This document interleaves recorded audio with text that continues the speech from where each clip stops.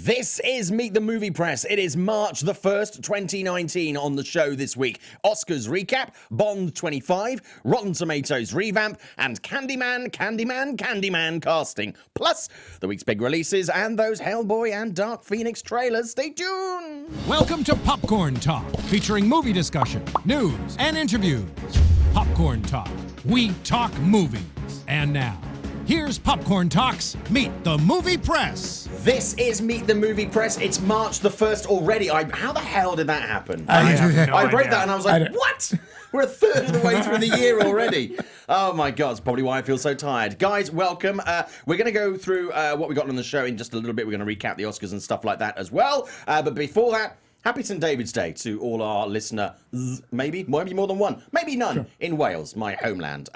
St. David's Day, kind of a big deal, patron saint of Walesing. So great. So who's on the panel with me this week? It is Dimitri and Scott. Dimitri, where can we find you?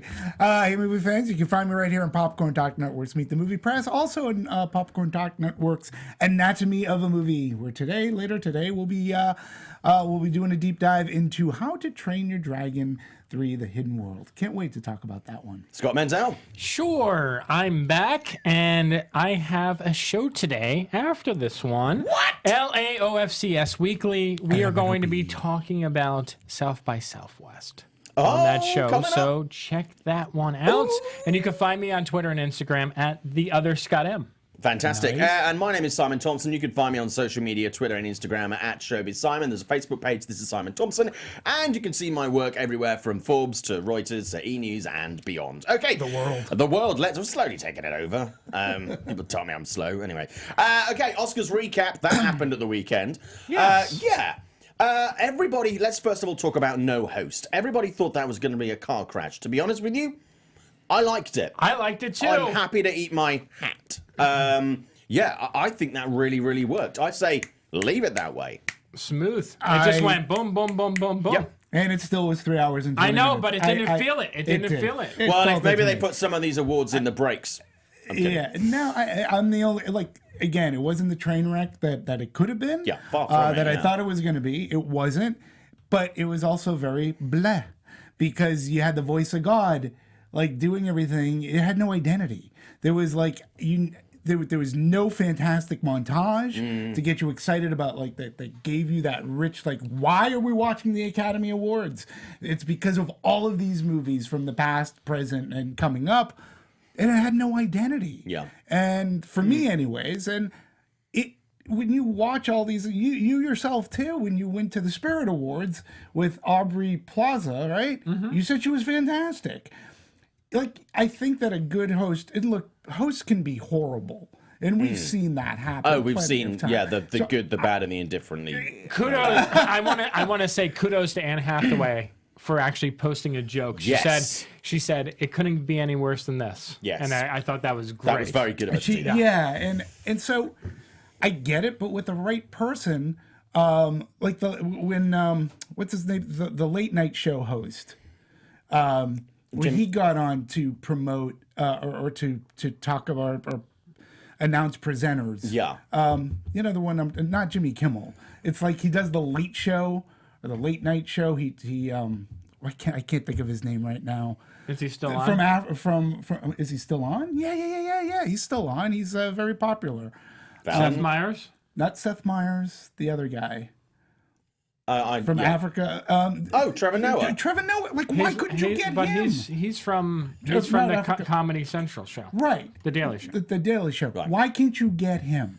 He is genuinely funny. He knows people like him a lot. I think it's just that with one host it's difficult to sustain. If you have one and done people, you come on and if they bomb, they bomb. They don't have to come back on and do it again after bombing. Right. They can come on and then you can forget it and the next person comes along. I get your point, and some of it I kind of agree on. But I'll be honest with you, I think having the non-hosts, just people pop up and stuff, one and done, I think was really, really good. Also, on your point with regards to they didn't have this or they didn't have that when it came to sort of the dynamic epic stuff. Let's not forget that this year, I mean, from my work in TV, the amount of work that goes into a half-hour nightly entertainment show or something, the amount of work that goes into the Oscars, and this was a show that was being prepped and changed until days before the deadline. Hours. Now, if you're producing the show, you usually have most of the stuff, even if it's not announced, locked in at least a month, and you're going over it and going over it and going over it. So make sure that everything works and everything is idiot-proof and that nothing's going to go wrong on the night. Although stuff does go wrong on the night. And they didn't have that luxury. So I think they would have liked to have filled some spots and added some more VT, especially when they knew. And they had a lot of moving around to do in the show where, you know, they had to add things in that they'd kind of assumed that they would take out. So this was a very movable feast going right up to the line. So I will cut them some slack on that. It's a valid point.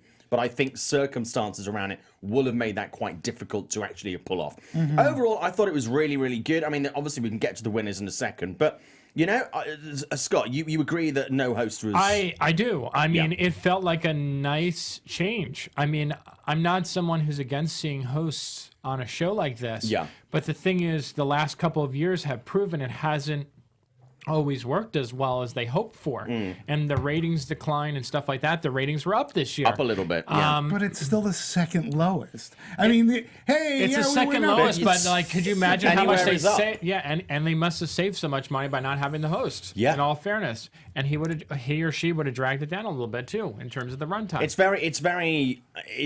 very what would you say in the UK as Marmite. It's very, you either like it or you don't, and if you have someone who hosts it who you hate, then people are definitely not going to... I mean... But if you've got a mix of people, some who you like, some who you're indifferent to, and some that you hate... I will tell you... You're more likely to watch it. You know, like that Golden Globe thing we talked about. Sure. You know, Andy Samberg made a really terrible joke that really... Like, Ashley shut down, and she was not focused on that show afterwards. Some of the presenters said, like, bad jokes too. And that's going to happen. That's going to happen. But the thing is, if that person, like he's saying, if they go away and they don't come back... It's okay. You could kind of move on. Not when he pops back up like 5 minutes later and be like, "Oh, I'm going to tell another terrible joke." Yeah, it happens. I think it was a good idea, and I think they should really move ahead with that. Me too. Future. And also, it focuses the show back when it's everything from posters to advertising back onto the fact that it's an awards ceremony about movies. Yes, it's not about the host. Right. And it often does become about the host. And it just, for me, there was a lot more talk around the movies and the show rather than who's hosting the show, which takes up space. I still think that you would still get the controversy. It's not going to change the speeches. It doesn't. No, you're still going to have the elements, and you're still going to get the controversy. Yeah, you are. You know, and the with politics the winners and the politics like and the losers. Both sides.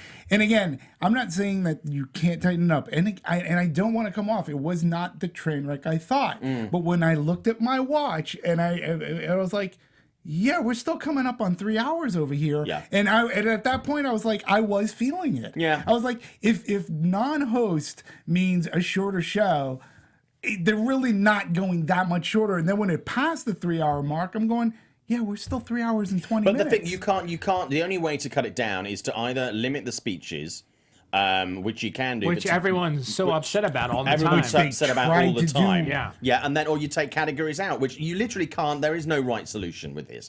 Someone's always going to be a little bit pissed. But you know what they did take out? Is they took out the middle segment that a host would do. Like, as funny as I thought it was, like, what was it, 2 years ago when Jimmy Kimmel went to the Egyptian or to be honest with you, I didn't miss that. Oh, yeah, but that's what I'm the saying. Shameless promotion for Wrinkle in Time? Yeah. Well, no. But listen, that's what I'm saying. You can get rid of that, right?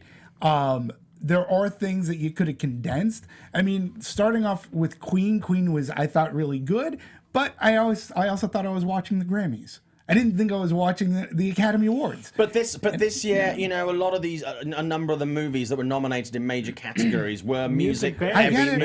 So it works. So I mean, that's not what we're going to see every year. But even when it isn't, we have you know, multiple musical numbers. So. Sure.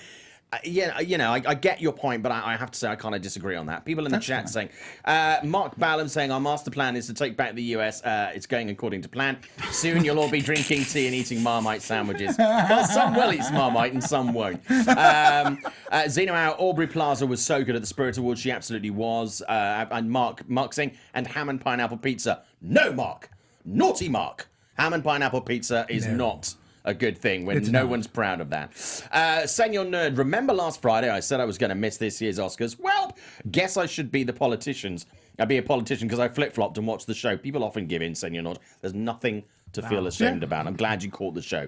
BlackRock 316. I think if they had a host, they would have dragged the show a bit too long. I think it would have. Yeah, I think it would have made it a bit longer. Because you can't.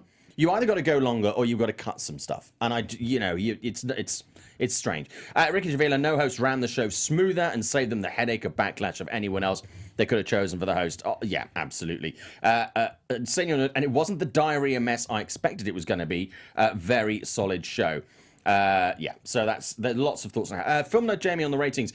I think the ratings were up partially because people were anticipating a train wreck in lieu of all the PR fuck-ups from the Academy season long. I agree. Do you know what? I think that's actually fair. I hadn't considered that. Yeah. But I think that's actually fair. That's a good point, Film Nerd Jamie. Yeah. And I'm going to put that comment, because it had fuck in it, so they hit it. But I'm going to put it there because I think it's valid. Zeno, by the way, can people shut up about this BC and Lady Gaga shipping nonsense? It's so childish and so disrespectful to their partners. They're fucking actors. Calm down. Yeah, I wasn't going to talk about this, but as actually Xenomauer has mentioned this. Obviously, if you saw it, there was a big moment in it where Bradley Cooper and Lady Gaga was singing "Shallow." Because we need to hear that song a bit more. As much as I love it, I'm like, oh, make it stop. Yeah. They play lovers in the movie. They clearly have a very natural bond of friendship. And they're actors. And so when they're acting this movie that is this dramatic love song, they gave it a performance. It's like saying, oh, well, so-and-so played a doctor in this. Wonder if they are really a doctor secretly and they're not telling us. No, they did a really, and this is why they were nominated for Best Actor and Best Actress. Because they did a really fucking good job of appearing like they were two people in love while singing a song about love. Yeah. You know, it's like, this is what they do. This is why they're here.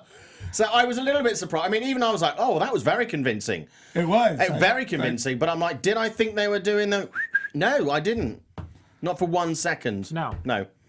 I mean, they're actors. This is what they do for a living. This is exactly why they're on the goddamn stage. I bought it. Yeah, I bought it 100%. Yeah.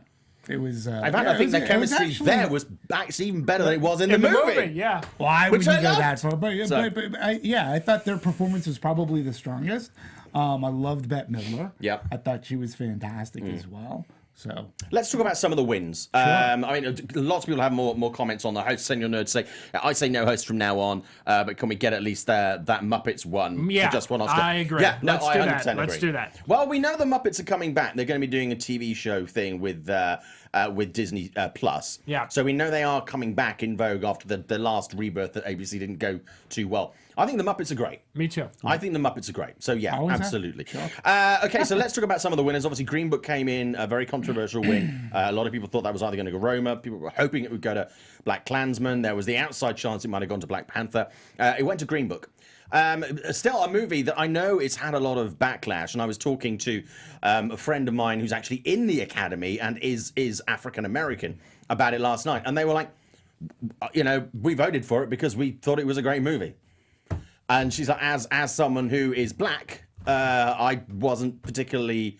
This wasn't a problem for me. So I think a lot of people are reading into this, their own opinions, which they are entitled to, and the outrage they think they should be feeling a little bit. Yeah, I agree. I mean, I think it's a great movie too. I'm still gonna say it. I don't care. I saw this movie 3 times at this point, and I still think it's great. Yeah, I mean, for me, it was down to 2 movies that I said. I said it here and on Anatomy. I was like, 2 movies: Black Klansman, a Green Book. Great movie. Either one of those movies win. Like, in Black Klansman, from a tech aspect, probably I think you'd agree it's a little bit better of a movie, right? For sure, 100%.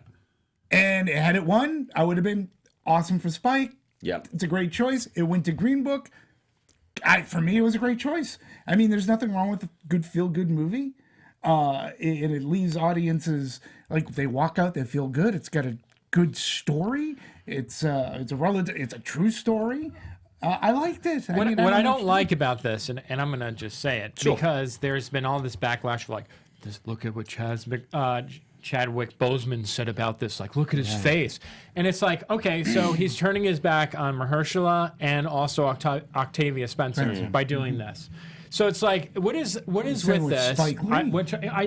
It's really upsetting that we just can't be happy for one another. This is supposed to be the industry of everyone. We're supposed to be togetherness, bring everyone together, and yet we're the first to turn our backs on people. Right. And it makes no sense to me. Octavia Spencer has broken down so many freaking walls. Crazy. She's such an incredible woman, and she's taken on so many ambitious projects. Yeah. You know, producing, putting her freaking money behind it. And, you know, This movie wouldn't exist without her. And, It wouldn't. okay, Wouldn't she have. doesn't speak for every single black woman or every single African American, but she wouldn't put her money to or her name on anything that she thought was going to be detrimental to African Americans in the industry or as in a form of storytelling. She's become not only just a fantastic actress, but an intelligent champion of this thing. And to do what she did for this movie, and I didn't even think of it, but you're absolutely right. And what Spike Lee did was so disrespectful to everybody else who worked in that movie, including her. It's like you're turning your back, your anger, and then you're making it about yourself. Well, I actually spoke to Spike afterwards. I was at the Vanity Fair party. Oh, okay. And I've spoken to Spike a number of times since Black Klansman came out on various carpets and at the Oscars luncheon. We had a great time, and and then I spoke to him again at Vanity Fair, and he was upset that he didn't win. I think he should have won. I thought he was great, 100%. I enjoyed all of the movies in very different ways. I think Black Klansman made me feel something more, but as entertainment, I actually was really entertained by Green Book. But you know what? Once it actually had time to calm down and thought the process through and spoken to other people, he was like, do you know what? I'm gutted, and it's the second time it's happened. And I remember when I got overlooked for driving Miss Daisy. So and this is kind of raw for me, and I feel a certain way. But he didn't begrudge anybody in that movie that made that movie. He wasn't like, fuck those guys. He was very much like, I wanted my film to win, and I'll be honest with you, between the movies, I would have preferred to have seen Black Klansman win. Me too. But once it actually calmed down, and it's that initial reaction. But I think with these things, we need to consider the initial reaction, and we need to see what comes a little bit further down the line, because especially if you're in the Oscars, and everybody wants to see the face of the people that don't win. Yes. When it's announced, and that's as much what they're focused on, if not more, certainly until the people get to the stage to accept that award and give their little speech. And I say little because they don't have a long time. And he reacted. If that was me, I'd have been like, oh, fuck, and then bad loser. So I can understand his initials, like, not again, and it's a similar situation. It's 30 years later, effectively. It's like, But he tried to leave, too. He did try to leave, but also let's not forget that Spike Lee is a very dramatic character. True. He's a little guy, but he is large. I mean, I say little guy, same size as me, 5'7", so I mean, he's like average height. But he seriously, he is a very strong character. Mm-hmm. So his actions always seem, and I'm not, I don't think it's the way that he should have reacted, but his reaction to an action is always going to be a bit larger than life. He climbed Samuel L. Jackson like a fucking tree. I know. So he doesn't do these measures by half. He's a big character. Sure. So it didn't surprise me that he did that. Well, I actually credited, you and I were texting, and I credited you for the lightness of Spike Lee, because it was the first time he'd ever laughed, and it was during an interview with you. Yeah. I said, I just give Simon credit for the happy Spike Lee. But then we saw the angry Spike Lee. Well, yeah, but I mean, I was laughing with him again at Vanity Fair. Yeah. I mean, I think I understand his initial reaction. I understand the way that people have reacted to it. But as someone who physically was in him, around him, and having a discussion with him about that incident, what we saw isn't necessarily the full story. Right. It's a snippet. It's an immediate reaction. Right. I mean, I'm amazed by how much hate went out about this movie immediately. I mean, my God. Within 5 minutes, the LA Times or one of the LA outlets had why this is the worst best picture in years or ever. And it's like, what? Like, did someone get an inside tip that they actually had this article written already? How did they put that up so quickly? Let's not pretend we're three liberal guys, but I think sometimes, and we said this, we didn't mention it on the show last week, but we've said this when we have a breakfast together every week, that sometimes liberals, and I know many other liberals say that, we shoot ourselves in the foot. We do. we tend to get super fucking outraged over everything. And we need to pick the hills that we die on. You know, I just think that we don't. There's some, and I think there's sometimes we feel, and this is not just amongst liberals. I think it's also on the other side as well. Sometimes people feel that they have to react to everything. Everything has to be, and it's like, it's got to be an extreme reaction. I've decided this is the way. I've yet to speak to anyone. Probably Spike Lee is the only person I know who in the industry. Who is African American, who has had as visceral or negative reaction to the movie. They didn't like it, whatever, blah blah blah. But I just think sometimes we shoot ourselves in the foot a little bit by doing these knee-jerk extreme. It's not fucking helpful, and it gives the image, the general umbrella image, of us a really bad name. Yeah, and to your point, it came immediate. It was like as soon as it was announced. And it lasted all through the night, because when I woke up the next morning, there were articles, Twitter pings, everything. I was like, I couldn't understand the hate towards that movie. I just don't. I couldn't. I was really surprised by it and really. And I will tell you there was Mr. Mendelsohn over at Forbes wrote this article about like how Netflix was completely ignored. It won 3 awards. Yeah. It was not ignored. I'm sorry. It was not ignored. Yeah. Okay? Yeah, just because it didn't get the big prize, which with how much marketing they put behind the movie, I mean, I know they do this every year for movies, but it was the highest spend of any movie, but it was almost for offensive an Oscar. How much marketing. What was it, something like 30 million? Yeah, it was like 25-30 million. Yeah. And I mean, there was literally going into this award season, I would say at least 3 or 4 times a week, I would get either a screening invite about Roma, some event about Roma. It was like embracive. And the irony of it all is over here, we accept Roma. We're overseas. Backlash on Roma for being a Netflix movie. I mean, I just tweeted yesterday about how Cineworld, one of the largest exhibitors overseas, and now they own Regal Cinemas here, which used to be the #1 exhibitor in the country. Cineworld just backed out of BAFTA because BAFTA gave it Best Picture. And it says you're not protecting the exhibitor, and we understand the streaming thing, but they get it overseas. But why can we not get that over here? Yeah, no, I mean, I think we're gonna see some sort of kickback. I want to do some more chat, and then I want us to move on. Film Nerd Jamie, Spike Lee did not go home empty-handed. Correct. He won an Oscar. Correct. This is not the same as when Driving Miss Daisy won. Correct.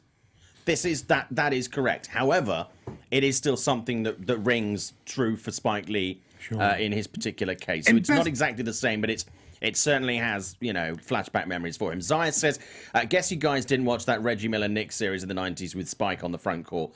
I know what you're talking about. John Harrison, I don't think anyone really knew Octavia exec produced Green Book until they won. No, I know people. I was actually at the Vanity Fair party in the press line. We were watching it on the TVs, sitting there having our very tasty In-N-Out burger, which is nice. They cater that for us every year with they? In-N-Out. Oh, very nice.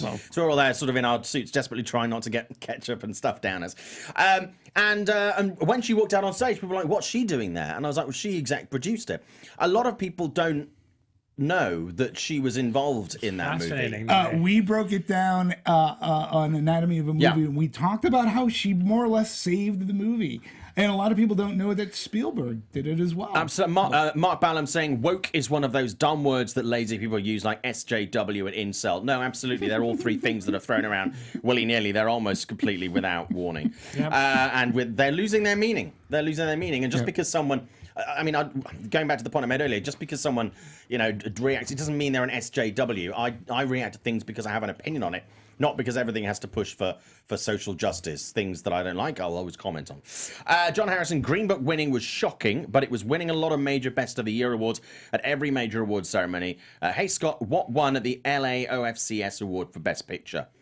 The Hate You Give. The Hate You Give, which was overlooked in so many ways. By so many categories. The Netflix thing, is very, very interesting. Film Nerd Jamie, on the side, you guys in LA need Whataburger. Is there one here? There is not, but we do have Wahlburger. We have Wahlburger. Which is actually pretty good. It's pretty good. It is. It's a good burger. But yeah, so we'll leave Oscars for now. We're going to move on to Bond 25.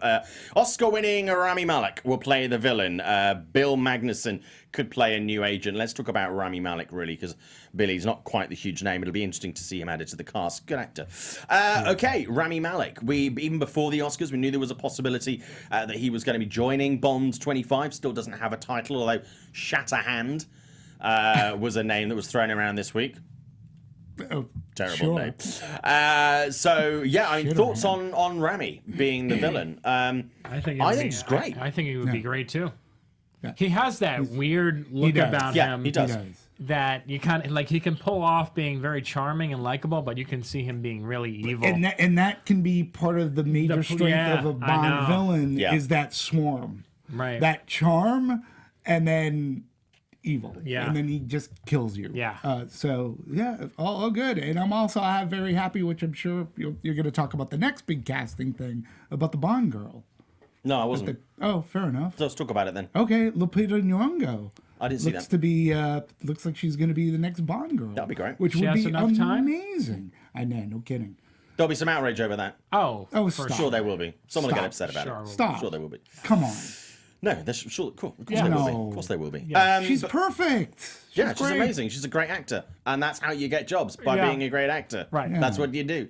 But yeah, no, I think she'd be great. I'd really look forward to seeing her. Yeah, I mean, I think everything is gearing up. I mean, it's going to be a whole new thing for Bond too, because now it's not Sony releasing it; it's this new United Artists rising from the ashes. So it's very interesting things. It'll more than likely be the last outing for Daniel Craig. So yeah, a lot going on. I'm always looking forward to a good Bond movie. I'm a big Bond fan. You know, I'm not like sort of ride or die Bond. I know some people are massive fans, and you know, but I do. A Bond movie is always an event picture for me in the way that some people it was like Lord of the Rings or Avatar or something. I love it. And it's not just because I'm British. It's something I grew up with. Was Bond movies. They were the event movies. Them and fundamentally Star Wars. And that was kind of it. But yeah, I mean, back when they did original IPs. Yes. And those movies. I remember those days. It wasn't all about the franchises. It's all about the franchises. But yeah, Rami Malek, I'm very excited. I think he'll bring a really nice. Good for him. Yeah. Really good. It'll be a nice change of pace from. It's good. And I mean, I think the last Bond movie was somewhat underwhelming for me. Very much so. You know, Spectre. It didn't. After Skyfall, which for me was really top tier Bond. Yeah. Then to go to Spectre, which was a tough act to follow anyway. Right. It just didn't work for me. And Christoph Waltz, as much as I love Christoph Waltz, it wasn't. It didn't work for me. That when he's walking around at the end. Yeah. And he's terrible. Just wasn't. I wasn't a big fan, but Rami Malek I think will bring something the same way that Javier Bardem brought this sort of weird looking creepiness that I think is really cool. Actually, I saw them when I was at Vanity Fair. I saw them talking. Oh, did you on the really? red carpet, which I thought was kind of cool. And then a couple of days later, it was like blah blah blah. Was it Vanity Fair? I think it was Vanity Fair. I saw them talking on the carpet, and I was like, oh, nice. That's funny. So that was quite cool. So no, I mean Rami Malek, great casting, and obviously he's very hot right now. What I just hope Hollywood doesn't do is wear him out, is burn. Let's not get the Rami burn, because Hollywood does do this thing where it's like, hey, that guy was good in that one thing. Let's cast him in everything. I'm like, come on, man. Some of the responsibility is going to have to lie on his shoulders, too, as to what he says no to. I think he also enjoys having a life outside of work. I do, too. So I think he won't overload himself. I think he is so happy in that relationship. I forgot what's the girl's name who's in Bohemian Rhapsody? He is, like, so in love with her. Yeah. I mean, at our ceremony, and then there was also, at the Oscars. I didn't realize they were together. Oh, yeah. I knew someone told me at our event that it was going to be there. It was amazing. I was like, oh, okay. And I mean, can we agree he's one of the most gracious and his acceptance speeches. He knows how to give a gracious speech. And that's a gift within itself. Because there are a lot of actors who can't act a good speech. Yeah. They can't. But he has done it. I've seen him do it time and time again. Yeah, he's so good. And I know. he's great at giving a speech. Yeah. Yeah, He really is. He's also a really nice guy to dealing with him on a Yeah, professional yeah. level. He's also really, really great to deal with. great. Another big story this week: Rotten Tomatoes revamping the audience score system to counter online trolls. Now, they're doing this as we come up to the release of Captain Marvel, which is the latest movie to be affected by people who are having a bit of a tantrum about a film, and so they are voting it down in audience anticipation to try and. That's a way that they're trying to damage the movie in some way. Not massively effective because people are still going to go and see this movie anyway. But this is the reason I think this is sticking in people's craw a little bit is the fact that it's Captain Marvel is the point that they've chosen to do this when there have been many other movies over the last couple of years that have fallen foul of this negative, this sort of toxicity, this negative reaction to a film that these people haven't seen. Now, admittedly, it is about audience anticipation. So I could probably go to Rotten Tomatoes, or I could have gone to Rotten Tomatoes and gone through several movies and voted that I'm not particularly excited about it. But it's the concentrated and organized way that this was done that I think really tipped the balance. But this is why sometimes we can't have nice things. Because we have people that break them. Right. And this is the same audience that is constantly asking to be more involved in the process and listened to in the process. And then they lose this because it's abused. Right. So I think it's massively counterproductive. I get the point that you're trying to make, even if it's not a point that I agree with, and you have every right to express it, because that's one of the amazing things that we have. But I just think that Rotten Tomatoes had very little choice but to do this. This is, I think this has been an ongoing issue. Yeah. With the amount of respect, I guess we can say, of a number. How much emphasis we put on a number.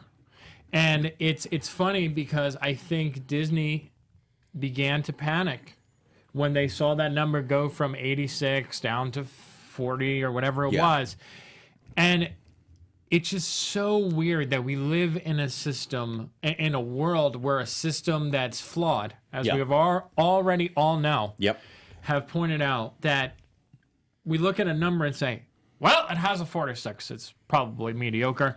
Well, it has a 90. It's got to be great. Yeah. And it's like, I can't tell you how many movies. Green Book, by the way, people, has like a 90 on Rotten Tomatoes, I think. Wait, for the audience or both? Okay. Yeah, it was really high. So I mean, the thing, it's just very, very unfair, and it's ridiculous that we're putting so much momentum behind a freaking number. And it's an audience number. Like, it's number one, it cuts both ways. You know, I mean, as far as the negative goes, well, don't think that the studios don't have their publicity companies. It's almost like buying Twitter accounts. Like, oh my their publicity companies and people within the marketing. The dark money of marketing. Are throwing all the positive reviews to make that audience score really high. And so it cuts both ways. You get the trolls that will come in and do it down. What? Yes. Did you really just... You know, this is eye-opening for a lot of people. Are you telling me that studios go out and buy Twitter accounts and have them post on their things and like videos? Oh, I get it. That's sarcasm. Next, you'll be suggesting that some PR bodies pay people for quotes. Yeah. Yeah. Right. Dolby Cinema makes you I've fart. never received a penny for any of mine, but I know. Neither did I. I know of at least actually, one website in the UK that is often in order to elicit a quote. I'm just going from the audience reaction, or how they go to certain things because of which. Yeah. So as far as that audience score, but it doesn't happen with just Rotten Tomatoes. No. It happens on Yahoo. It happens on any place that has a forum to allow the audience to give it its rating, whether it be music, but we're talking movies here. That happens. They will go out and it cuts both positive and negative. The trolls will do it because they have to, and then the studios will get their machine out there to have these anonymous people writing it was great. This is great. This is great. Get that score up. Even to an extent with Rotten Tomatoes, where they can suppress rotten reviews or change a logarithm so that a mediocre review, which would normally be rotten, ends up being fresh. Because if you read the reviews, sometimes you go, "How is this fresh?" You know, I think the system needs to be. Someone was changed. just saying in the chat. I'm just gonna refer to this. Oh yeah, this is BlackRock 316. The whole RT thing is ridiculous. Just revamp the whole damn thing. Yeah, I mean there is, as you say, there is quite rightly a lot of weight where people go, oh well, this has got X amount, so it must be good. It's like there are plenty of movies on Rotten Tomatoes that have high reviews from other journalists or you know, a really high thing from the audience that I just didn't like, and that's because I didn't like that movie. This is me. And people go, oh, I'm not going to see it because it hasn't got a high score. Right. It's like you might like the movie just because of it's like pineapple on pizza. It's coming up again twice in the show. It's like I think ham and pineapple pizza is something of an abomination. But if you like ham and pineapple pizza, tuck in. Yeah, go ahead. Great. Because there's always that stuff left on these all-you-can-eat buffets, so you can have all that. I'll go for one of the other ones. But it's like, I just don't understand, and sometimes it perhaps infuriates me more when the industry puts so much weight on it. But you know why? Because they have a stake in it. I mean, that's the reality of it, where no one wants to talk about that. Steak on pizza? NBC, Universal has it, WB has it, and Disney has it. Okay, so they have this unfair stake in what they can do, and I just. It's wrong. And I mean, there's so many things, I was joking with Dimitri about the stuff with Twitter, but I mean, there's things called white hat marketing. You guys ever wonder how certain people, when they tweet out, somehow their tweets are so much more popular than anyone else? There's something called white hat, and they white hat the tweets, and it gets a lot of retweets and a lot of likes and a lot of comments. It's like being a very high promotional tool. And it's the equivalent of an Instagram influencer. Yeah. And I mean, this is a lot of stuff that happens in the industry, and I think people need to be aware of it. I think it's very shady that we assume that because a certain someone tweets about something that, oh my God, you see how much traffic this gets? When they send out those trailer numbers, which makes me so angry. They're like, this broke down the most views out of everything. Half of that is studio controlled. Yes, there's a lot of people watch it, but a lot of things we still need to get to in the show, but a couple of interesting points, including this one. Sarah Brockle, why is it always poor male egos that are doing this to female-led movies? Okay. Can I just say, as a white male in the industry and someone who is an advocate for representation, and I go to see a movie because I want to see the movie, not because it's got a man in it or a woman in it or, black people or gay people or anything. I want to see a movie because I want to see the movie. Right. Okay? There is a very small but very, very vocal part of the white male cinema-going audience that are responsible for this toxicity. They are very loud, and so they appear to be more overbearing. There are far more men who are white or African-American or Chinese or whatever who aren't remotely challenged or threatened by women in movies or other representation across the whole spectrum, across the whole rainbow. Because it's not even you don't have to be an advocate, it's just that it doesn't matter. They'll go and watch a movie because they want to watch the movie. There is a very small but very vocal, and I don't know why they're upset about it. If they feel threatened by women, I don't understand that. No. I honestly don't understand that. But they do, and they're vocal. So it's just getting a little bit tiring of this, this thing about, I see a lot of talk about this, even from film Twitter, where it's men, blah, blah, blah, blah, men, blah, blah, blah, blah. And we've discussed this on the show, Popular. It's not helpful. They are a minority who mobilize and are very, very vocal. Don't confuse that as being a number larger than it is. Right. But because if that was the case, movie theaters wouldn't be full, and movies like Captain Marvel and Black Panther and stuff like that wouldn't make the money they make. People are not, generally, the people who are buying tickets or not buying tickets are not buying a ticket or not buying a ticket because of these people. They think they have a lot of influence. In the real world, people are still going to see these movies, and they don't care. I know as many young boys as I do young women who are excited about seeing Captain Marvel. I knew as many white children and white adults, as many as black children and black adults who are excited about Black Panther. Most people, it's not like being colorblind or being PC. They just don't care. They just want to see it as a movie. Absolutely. Whether it's a genre piece or because there's someone in it they like. And I just think they're very vocal, they're very loud, but don't... Well said. But don't confuse that as the general populace, because it's really not. And if you even want to like take it further, like another great example of that is the Star Wars hate, especially towards that actress. From the last movie, and it's like, it gets confused for everybody. It's like, no, I've been a Star Wars fan for a long time. No, I am not. That's not me. Like, but they get listened. It's like people give them weight and credence, and that's the thing. They listen to them. What also is a problem is that they hone in on one specific voice, and I think that's very problematic because. If you look, I mean, you might have to look a little harder, people, but if you look at the backlash with all this Captain Marvel stuff that's been going on for about 3 weeks now, it is not just white guys who are complaining about this. There's people from all over the world complaining about this. It's men, it's women. YouTube. I've seen a lot of female backlash. Yeah. There was a lot of actually another thing, and it's not to this scale, but Alita a couple of weeks ago. I know a lot of female journalists really didn't like Alita for various reasons. And then when there were women who were speaking up and saying, actually, I liked Alita, they were shut down. Yeah. I noticed that. And I'm like, this is not helpful. This is... You have to have discourse. And also a lot of this, people are talking about, it's John Harrison mentioned the hive mind mentality.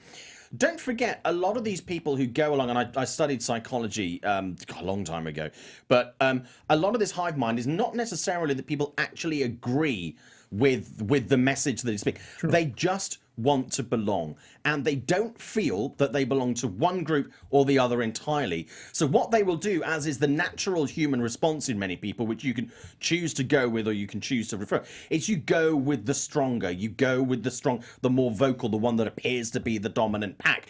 And so you throw your weight, and I've seen this politically. There's a number of people who I know who are Trump supporters, and when you actually talk to them, politically it would appear to be very, very different. But in fact, a lot of the stuff that they're getting on board with, they don't actually agree with. So they're like pro-universal healthcare. They agree for better rights for women and for LGBTQ members of the community, blah, blah, blah. But because they don't feel as aligned with the other side as they do they kind of torn. They're like, I'm going to go with the louder one, which happens to be the right. And this happens again with movies. A lot of these guys, they don't genuinely feel that, strong woman. They're just like, which, do I want to be the shouter or the shouted at? And they're going, I'm going to be the shouter. So even within that very vocal, there are people that are not particularly committed to this cause. And I'll be honest with you, as we saw with Solo, which was another movie that had a lot of this vocal stuff, especially after Last Jedi, a lot of people then were like, oh, okay, well, I'm going to catch the movie. They caught it on Netflix. And they were like, actually, I quite enjoyed that. Yeah. So when they actually then relent and they watch it, they're like, I kind of shot myself in the foot. Yeah. So even though it gets a lot of attention, let's not give it as much weight as actually it appears to have. Let's look a little deeper. And unfortunately, though, when you bring up Solo, that movie ended up torpedoing all of these other subset Star Wars movies that are coming out. So you only hurt yourself. Well done. So, I mean, it's really silly. So they do end up getting, like, Lucasfilms listened and said, you know what? Why?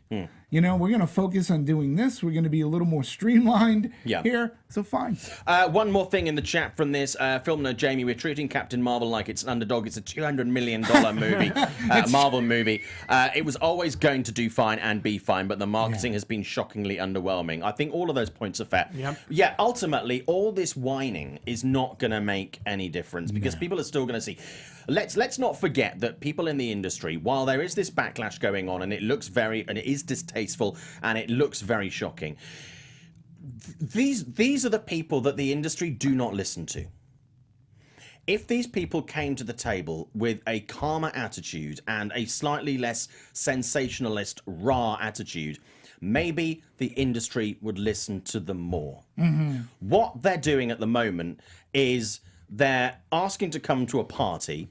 They're being told no. So they shout, fuck you at the host. Then they're told they're definitely not going to go to the party. And then they complain why they're not allowed into the party. And they are not going to advance their cause at all. No. And Hollywood is not going to stop making these movies because they make money. Yep.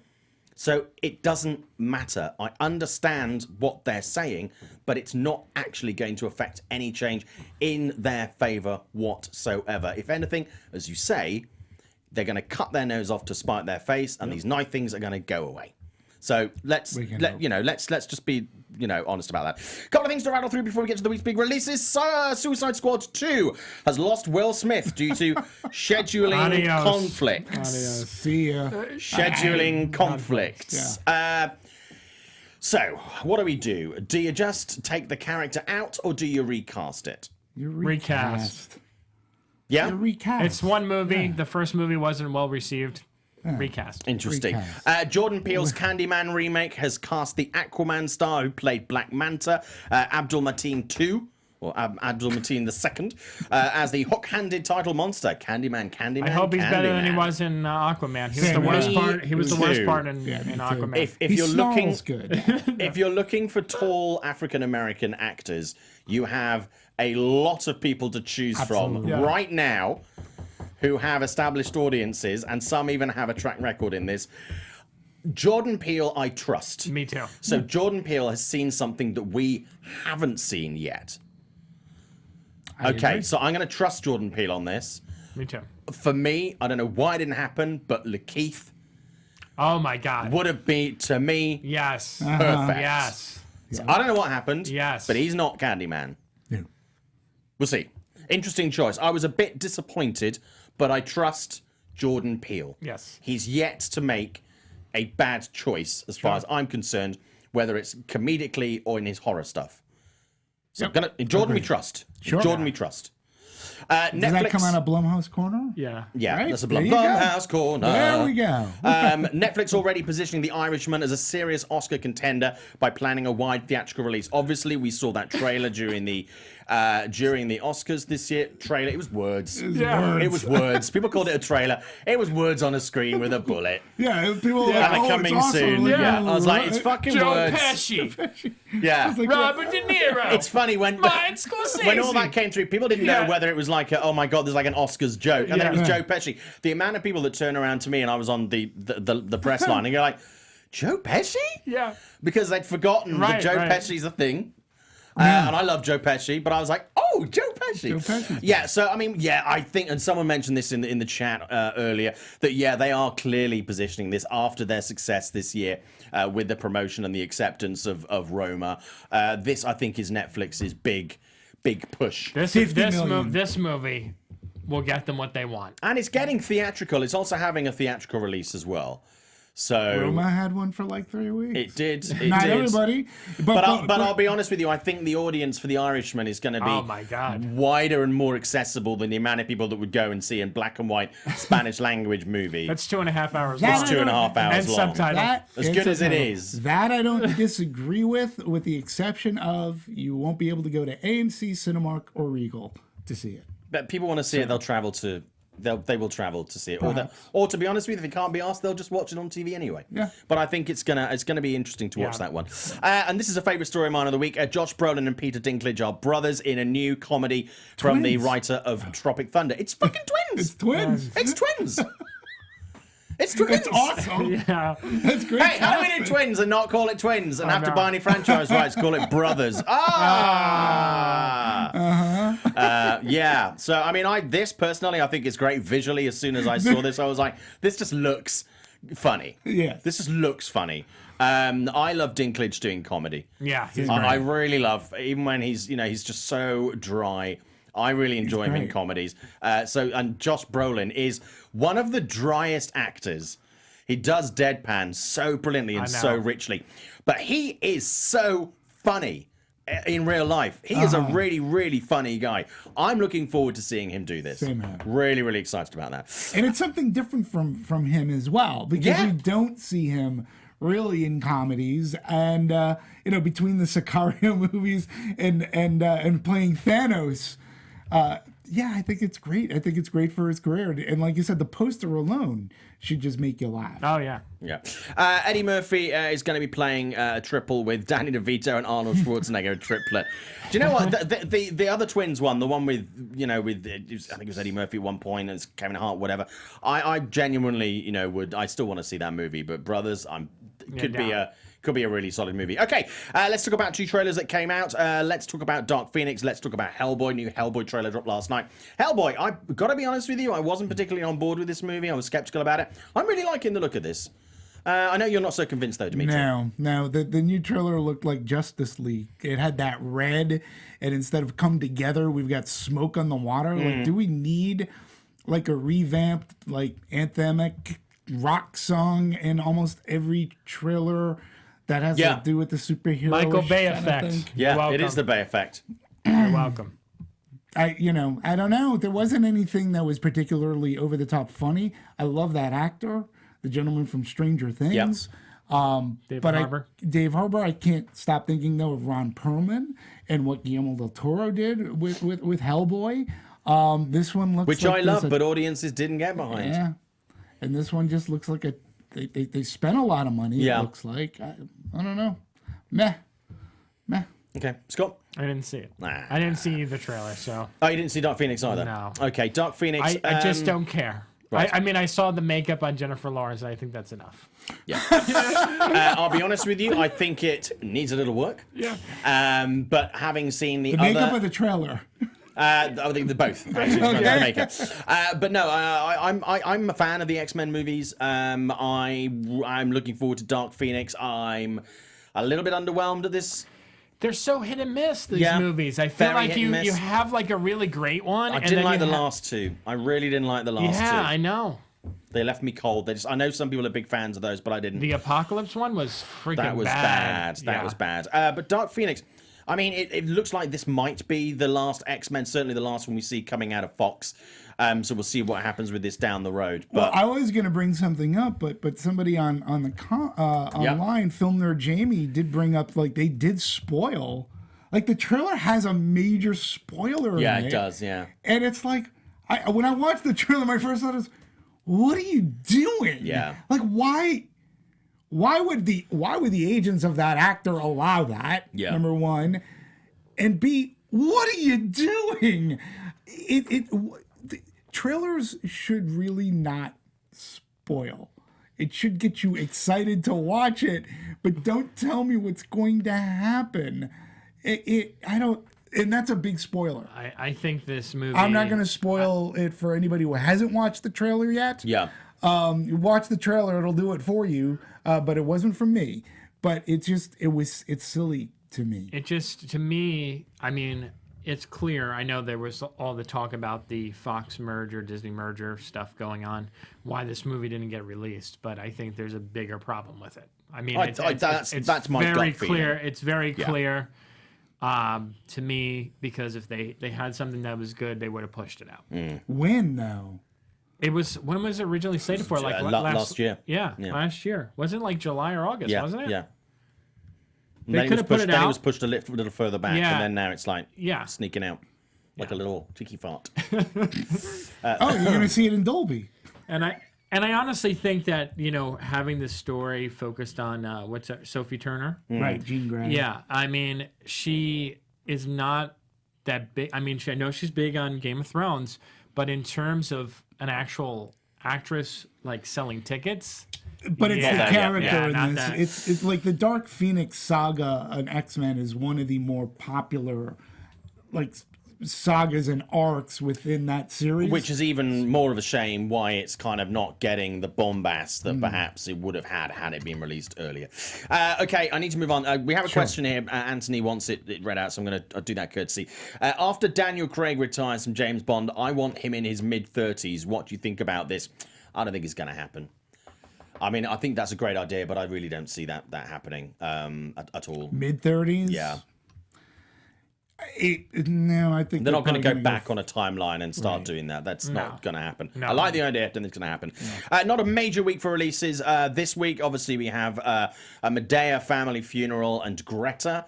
Probably the turn. You went to see Apollo 11. Apollo 11. Which I haven't also seen any of these this week. So a Madea family funeral, first of all. Scott, you've seen it. I really liked it. I'm a fan of the Madea movies. I've seen every single one of them.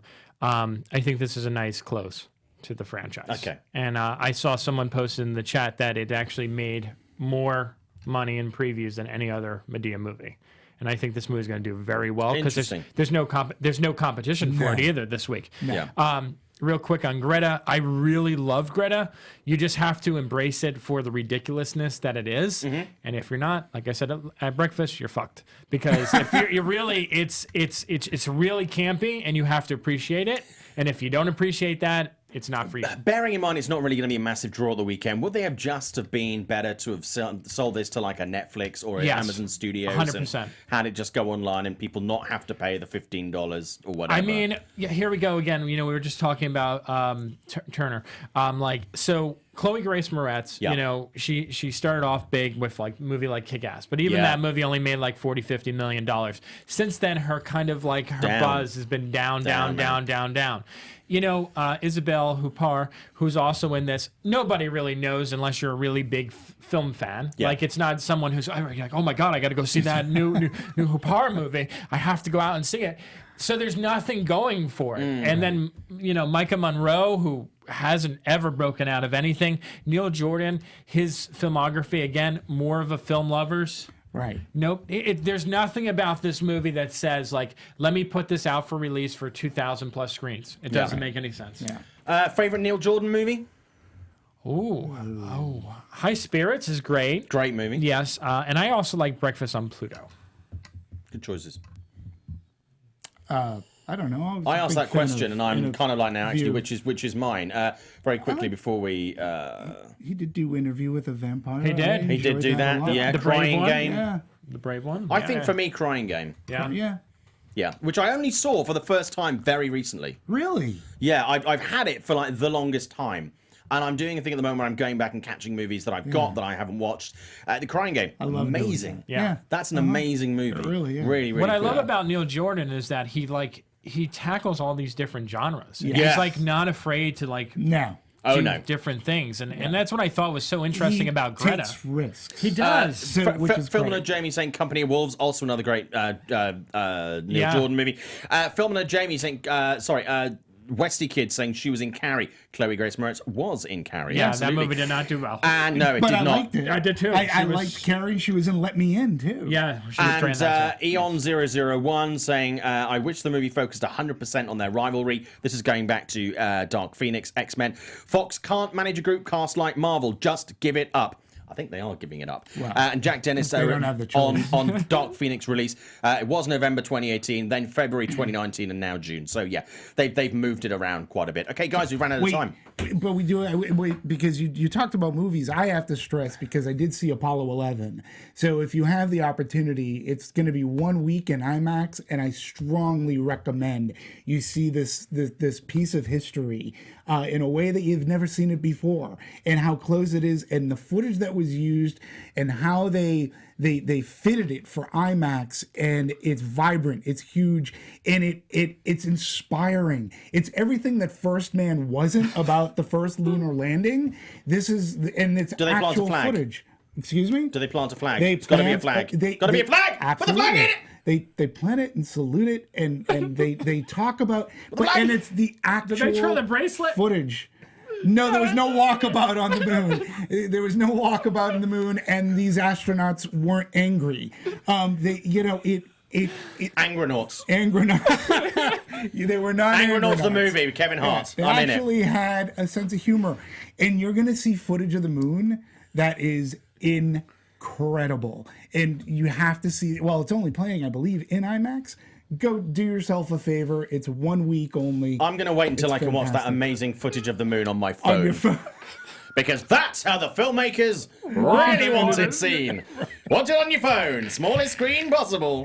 Go ahead. Preferably an iPhone 5. Or a Razor Flip. Okay, we need to shut up. We need to go home because we can't stay here. Guys, first of all, Dimitri, who are you? Where can we find you? At DMovies1701 is my Twitter's account. Right here at Meet the Movie Press. And then later today, as I said, we'll be on Anatomy of a Movie, also on the Popcorn Talk Network, where we will be talking that dragon movie, How to Train Your Dragon 3: The Hidden World. Scott Menzel. Sure, you can find me on Twitter and Instagram at @theotherscottm. You can find me over at weliveentertainment.com as well. My name is Simon Thompson. You can find me at Showbiz Simon on Instagram and Twitter. Thank you so much for watching the show. Final question from Anthony Mazzano. Popcorn Talk. Are you guys hyped for Hobbs and Shaw? Does the Pope shit in the woods? No, hang on. Is the bear a Catholic? And no, that's not right. No. That's not. Anyway, we'll be back next week. Have a great one. Watch some movies. Thank you so much for your time. We really appreciate it. Everybody who's given us entertainment in the chat, thank you for being part of this. To the 11 people of you who've given the shows up, thank you so much. Have a great weekend. For those 2 people who've given this show 2 thumbs down. Thank you as well. I'd like to say thank you, but hey, not everybody can have taste. We always appreciate your interaction. We always appreciate you supporting the show. If you like what we do, please tell your friends, spread the word. You really appreciate it, because without you and more of you, there's no point in us being here. Have a great weekend, everybody. Watch some movies. See ya. From producers Maria Menounos, Kevin Undergaro, Phil Svitek, and the entire Popcorn Talk Network, we would like to thank you for tuning in. For questions or comments, be sure to visit popcorntalk.com. I'm Sir Richard Wentworth, and this has been a presentation of the Popcorn Talk Network. The views expressed herein are those of the hosts only and do not necessarily reflect the views of its owners or principals.